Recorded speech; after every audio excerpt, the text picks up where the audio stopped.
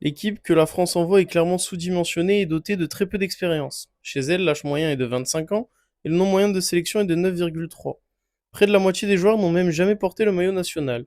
C'est de la connerie totale la manière dont les Français traitent cette tournée. On dirait qu'ils trouvent toujours une excuse pour ne pas faire venir leurs meilleurs éléments. Mais dis-moi, Justin, heureusement qu'on n'a pas envoyé les meilleurs éléments vu le match que tu viens de faire. Bon, on s'est fait critiquer par les Néo-Z et les Britanniques. Jusque-là, rien d'anormal. Il y en a, tu viens de les taper avec une équipe de U15 il y a même pas quelques semaines. Et les autres, ça fait plusieurs années que quand ils viennent chez toi, soit tu les bats, soit tu les bats en Coupe du Monde. Donc oui, aujourd'hui, Guillard et sa bande ont fait fermer des bouches. Malgré une défaite 31-27, les Français ont été bons, très bons, ont regardé les Néo-Zélandais dans les yeux du début jusqu'à la fin. Le point positif, on a vu une défense qui est née, avec énormément de solidarité et d'impact.